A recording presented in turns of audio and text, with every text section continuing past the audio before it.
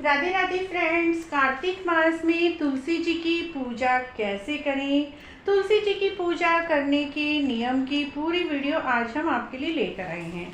Friends, 2024 में कार्तिक मास शुरू हो रहा है 17 अक्टूबर से और ख़त्म होगा 15 नवंबर तक। कार्तिक मास में केवल तुलसी जी की पूजा करने मात्र से भी आपको शुभ फलों की प्राप्त होती है। सबसे पहले जहाँ पर भी आपने पूजा करनी है की साफ सफाई कर लीजिए। तो जहाँ पर भी आप पूजा करेंगे वहाँ पर अच्छे से साफ सुथरा कर लीजिए, अपने गमले को पोंछ लीजिए।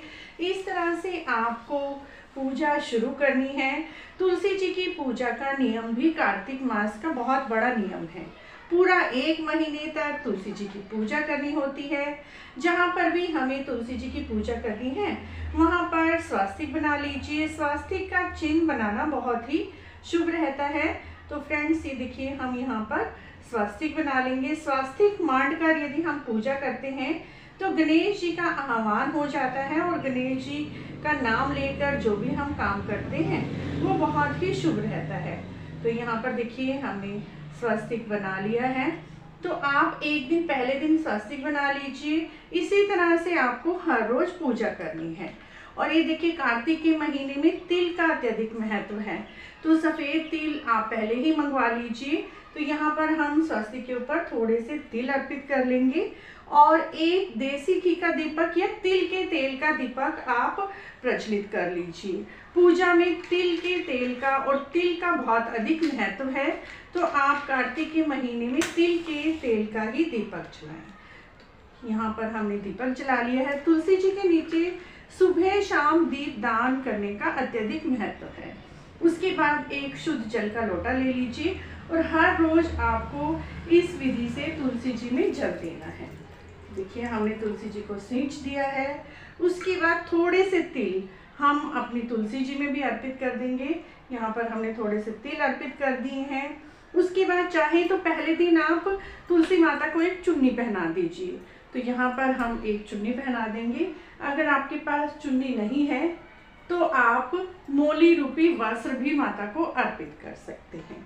और साथ ही हम यहाँ पर मोली रूपी वस्त्र भी तुलसी माता को अर्पित कर देंगे। चाहे तो आप बांध दीजिए, हल्का सा, ज़्यादा टाइट ना बांधे। और इस तरह से हमने मोली रूपी वस्त्र भी अर्पित कर दिया है। उसके बाद हम अपनी तुलसी माता को तिलक करेंगे, अपने दीपक को तिलक करेंगे और अपने आप को भी हम तिलक कर लेंगे। और थोड़े से तिल हमने अर्पित कर ही दिए थे, दीपक में भी हम तिल अर्पित कर देंगे। और यहीं पर बैठकर तुलसी जी की कहानी सुनेंगे। और कुछ फूल यदि आपको मिल जाते हैं तो आप कुछ फूल भी यहाँ पर तुलसी जी को अर्पित कर दीजिए। और अपने दीपक को भी कुछ फूल हम यहाँ पर अर्पित कर देंगे।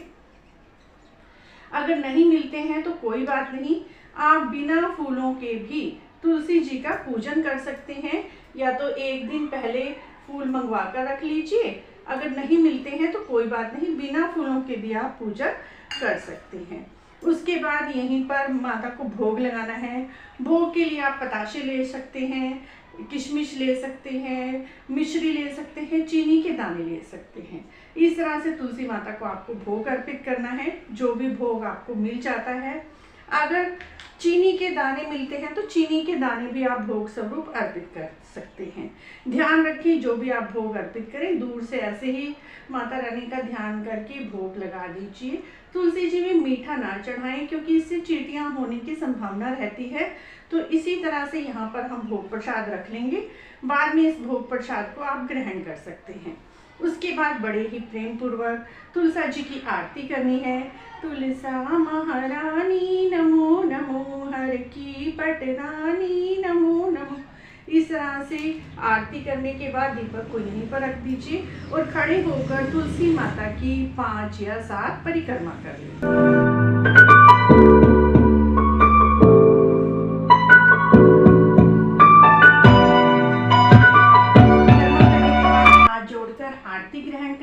और इस विधि से आप सुबह शाम पूजा कर सकते हैं। पूजा में हार्डली हमें 5 ही मिनट लगते हैं फ्रेंड्स।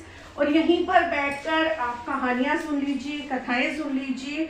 और इस विधि से यदि आप पूजा करते हैं तो आपको पूजा का फल मिलता है। पूरा महीने आपको इसी विधि से तुलसी महारानी की पूजा करनी है, भोग प्रसाद अर्पित करना है ब्रह्म मुहूर्त में स्नान करने के बाद, और सुबह को आप और शाम को दोनों समय इसी विधि से आप पूजा कर सकते हैं।